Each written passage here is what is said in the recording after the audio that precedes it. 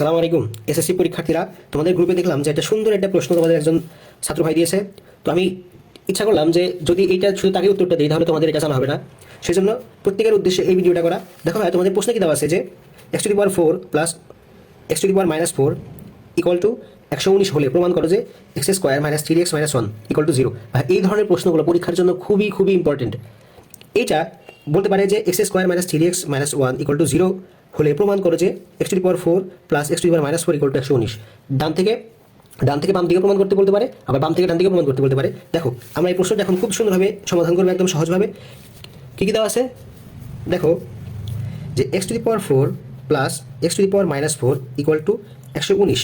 আর প্রমাণ করতে বলছে কি, দেখো প্রমাণ করতে বলছে হচ্ছে যে x² - 3x - 1 ইকুয়াল টু 0। ঠিক আছে ভাই, এইটা এরকমই থাক। আসো তাহলে x⁴ প্লাস এরকম থাকলে আমরা কি লিখতে পারি, 1/x⁴।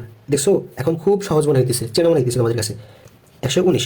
ঠিক আছে ভাই, দেখো এখন তারপরে কি করবো আমরা আমরা খুব সুন্দরভাবে একটা সূত্র শিখছিলাম যে a plus B whole square equal two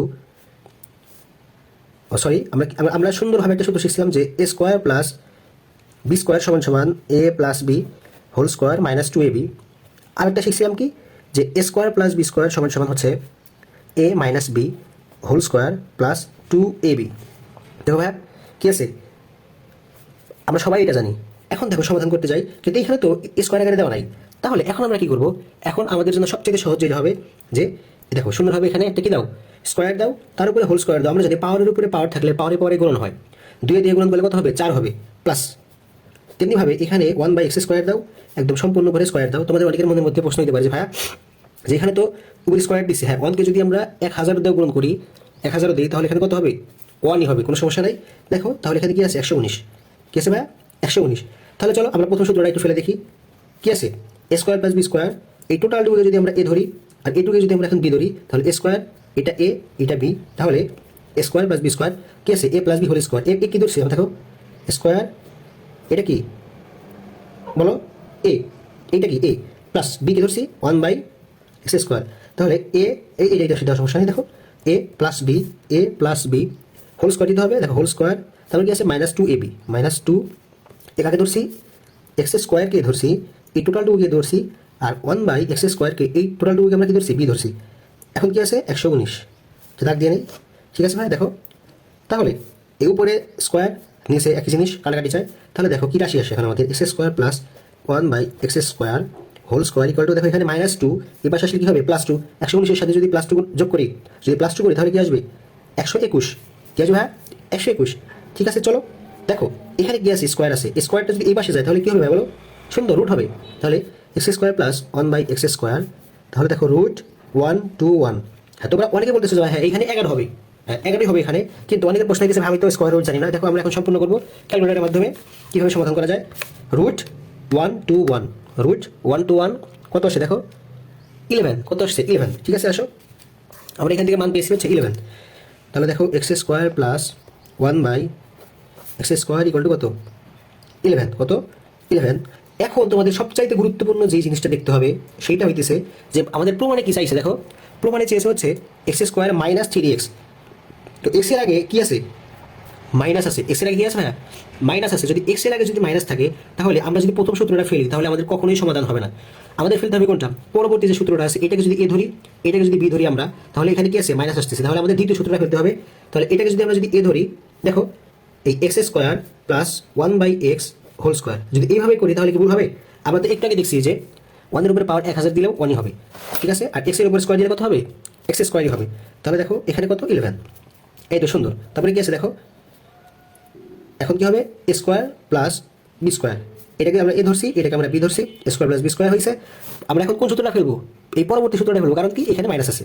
ঠিক আছে দেখো তাহলে কি হবে, a square plus B square সমান সমান কি, a minus b whole square, a minus 1/x whole square plus এই প্লাস 2, এটাকে ধরছি, এক্সকে এ ধরছি, আর 1/x কে বি ধরছি, ইকুয়াল টু 11। দেখো এটা কাটা যাবে, তো আমরা জানি উপরে নিচে আছে। কি হবে এখন, x minus 1/x whole square equal to, এখানে +2 আছে, কত আছে ভাইয়া, +2 আছে। তাহলে এই পাশে আসলে কি হবে, -2 হবে। তো 11 থেকে -2 বা 11 থেকে যদি আমরা 2 বিয়োগ করি তাহলে কত আসবে, 9। এখানকার স্কোয়ার এই পাশে আসলে এখন কি হবে, রুট হয়ে যাবে।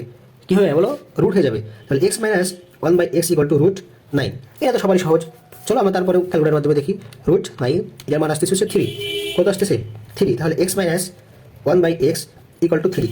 দেখো একটু কিন্তু পরিচিত পরিচিত মনে হইতেছে, ঠিক আছে ভাই? কি মনে হইতেছে? পরিচিত পরিচিত মনে হইতেছে। তাহলে এখন আমরা কি করতে পারি? তোমরা এখানে দুইটা কাজ করতে পারো।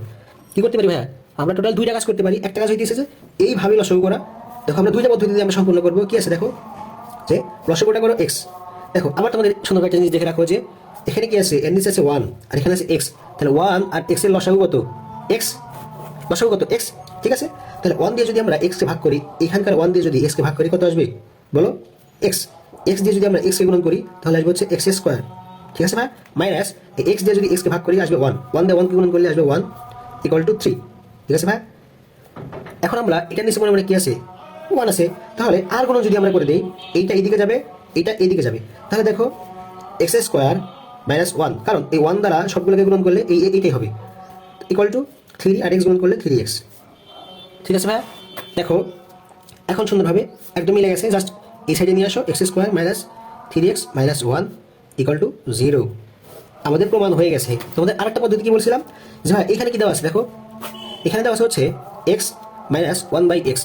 এই রাশিটার দিকে দেখাও, x মাইনাস 1/x। এই 3টাকে যদি আমরা এই পাশে নিয়ে আসি, এই 3টাকে যদি আমরা একদম এই পাশে নিয়ে আসি তাহলে প্লাসের 3 কত হবে? মাইনাসের 3 ইকুয়াল টু 0। আচ্ছা এখন যদি লসাগু করে দাও, লসাগু কত হবে দেখো, এটার নিচে মানে 1 আছে, এটার নিচে 1 আছে। 1 আর x এর লসাগু কত হয়? xই হয়, তাহলে x। তো এই 1 দিয়ে x কে ভাগ করলে আসবে কত? x। আর এই x আর x দিয়ে গুণ করলে কত আসবে? x স্কয়ার মাইনাস x দিয়ে যদি আমরা x কে ভাগ করি আসবে কত? 1। 1 দিয়ে যদি এই 1 কে গুণন করি কত আসবে? 1 মাইনাস দেখো 1 দিয়ে যদি x কে ভাগ করি আসবে কত? x। x দিয়ে যদি 3 গুণন করি আসবে 3x ইকুয়াল টু কত? 0। দেখো এখন আর গুণন যদি আবার আমরা করি, এই 0 এর নিচে মানে কত আছে বলো? 1 আছে। ঠিক আছে, দেখো তাহলে x square minus 1 minus 3x equal to, কারণ কি এই 1 দ্বারা এইদিকে গুণন হবে আর এটা এদিকে গুণন হবে 0, আর x গুণন করলে কত আসবে? 0। ঠিক আছে, দেখো এখন আমরা এখানে কি আছে? x square minus 3x, just একটু সাজায় লেখো। x স্কয়ার মাইনাস 3x কত আছে? Minus 1 equal to 0। ঠিক আছে ভাই? দেখো প্রমাণিত, প্রুফড। আমরা প্রমাণিত হলে কি লিখতে পারি বলো? প্রুফড। ঠিক আছে ভাই? আর যদি তোমাদের কোনো সমস্যা থাকে আমাদের যে কি আছে ইকরা পাঠশালা পেজে খুব একদম বেসিক থেকে প্রো পর্যন্ত শেখানো হইতেছে। তোমরা যদি ইংরেজি, math, physics, chemistry, higher math, biology, Bangladesh বিশ্ব পরিচয় যত সাবজেক্ট আছে সবগুলো একদম বেসিক থেকে প্রো পর্যন্ত করানো হইতেছে। কেউ যদি আগ্রহী হয়ে থাকো তাহলে আমাকে জানাবা যে ভাই আমি ভর্তি হইতে চাই। এবং শেষ সময়ে আমাদের ভর্তি চলতেছে একদম 50% ডিসকাউন্টে তোমাদের জন্য, যেহেতু কিছু ক্লাস হয়ে গেছে। ঠিক আছে ভাই? আল্লাহর রহমতে ভালো থাকো, সুস্থ থাকো। আসসালামু আলাইকুম।